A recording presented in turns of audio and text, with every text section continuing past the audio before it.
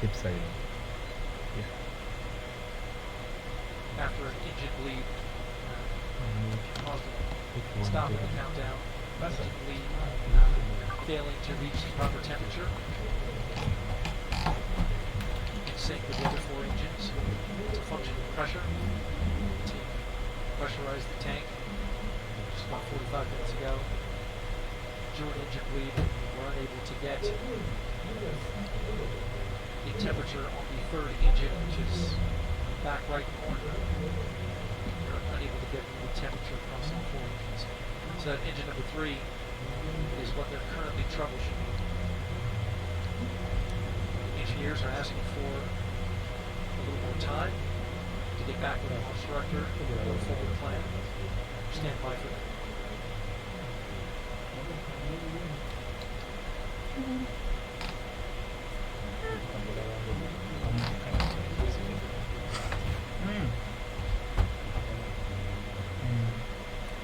Hey, kyekino kye batunyonyola nti zino ebbiri bwe ziba zivuddeyo bagani bazipiikinga ne bazikuuma zikola emirimu zino zisigala wano mu art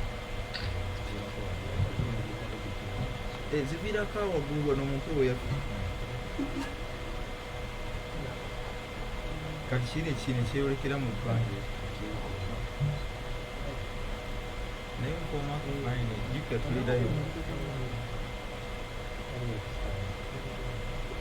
kati kambuuzi bwemba ne telescope nsobola okiyingiza wano nekirabo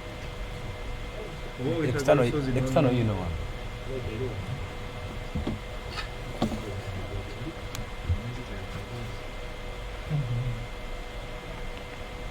bwemba ne telescope nsobira wano erina kuba nabwo erina beera nkumapeera noonoonya angeto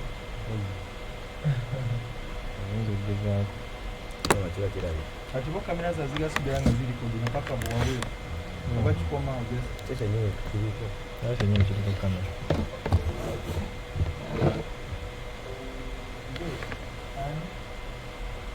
You can interrupt.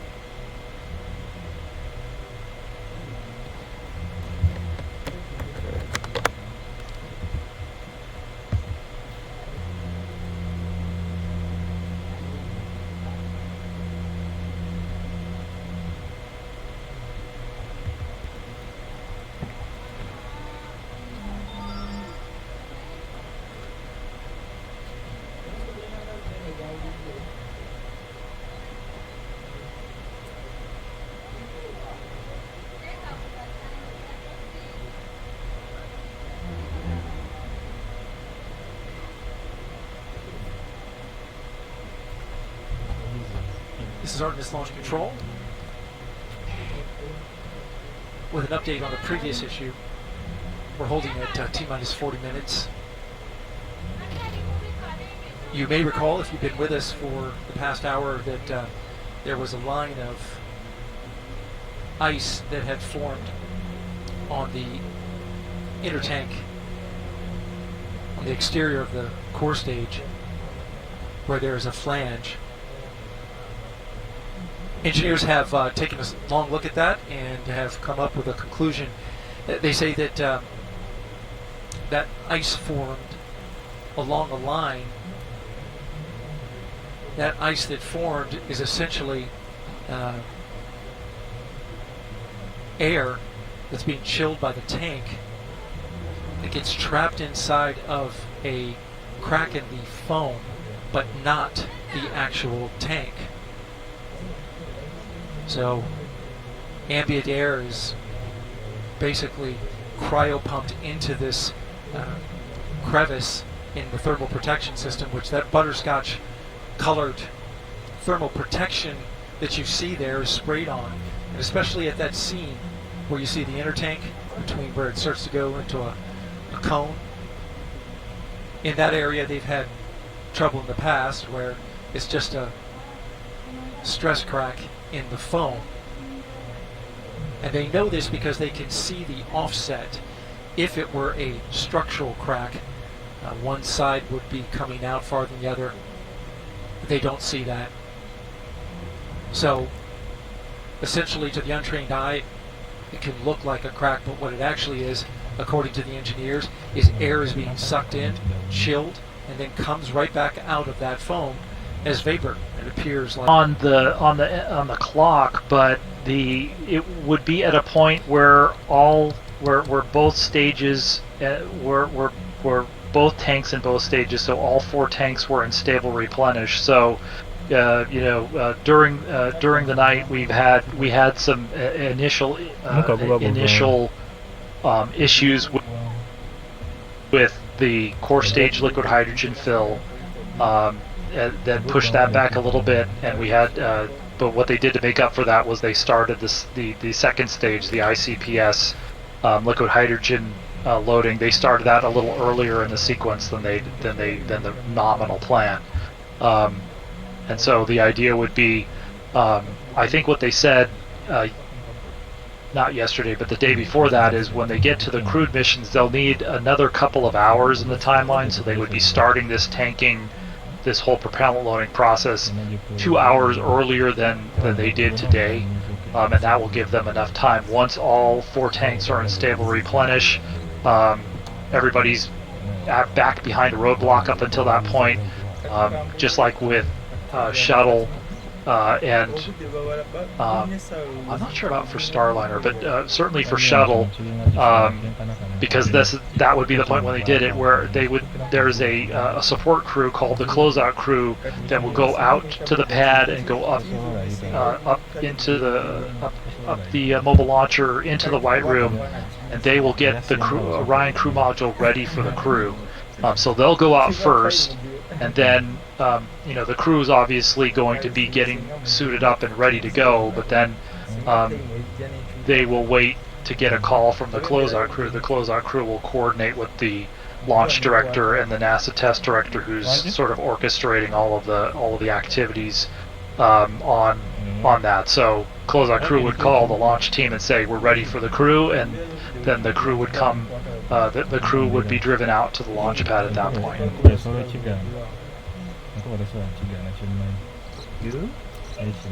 There's another question here about the SRBs. I noticed that the nozzle appeared to move during a video of an SRB static fire. Do they have some form of gimbaling and/or throttling capabilities? Ooh, I can take that one. I can hit on both of those points. The SRBs do have gimbal authority, just like they did for the space shuttle.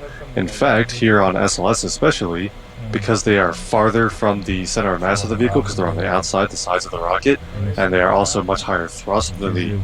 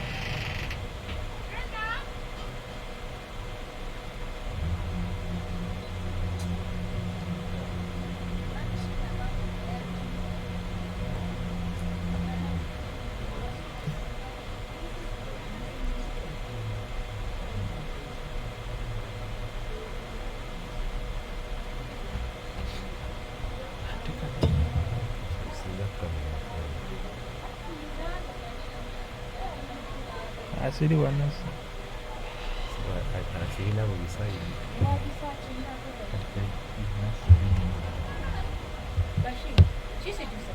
tekinavulako 14 dakika 14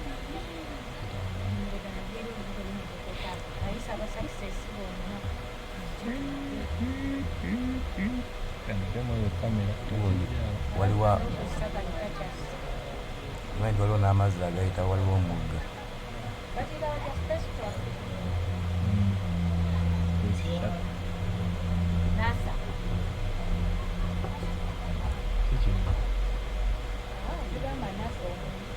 kale guno gupipa ogwaye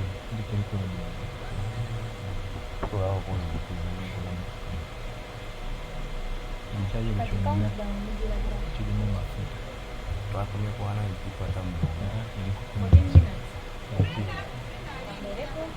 kino kyonna nga ekirala mafuta nabo nobubiri buli mafuta kati ate kino bino bikomanyimuli kati abantu bali mukano kanokola abaana bali kuli wesite kati nagatula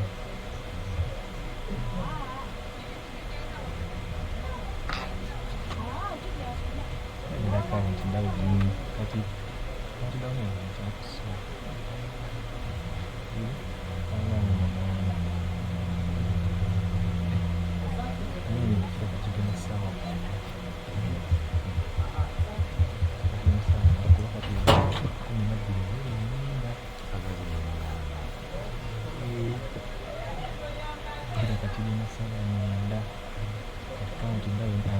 anga onnungi nnyo nga kisimbula ekyo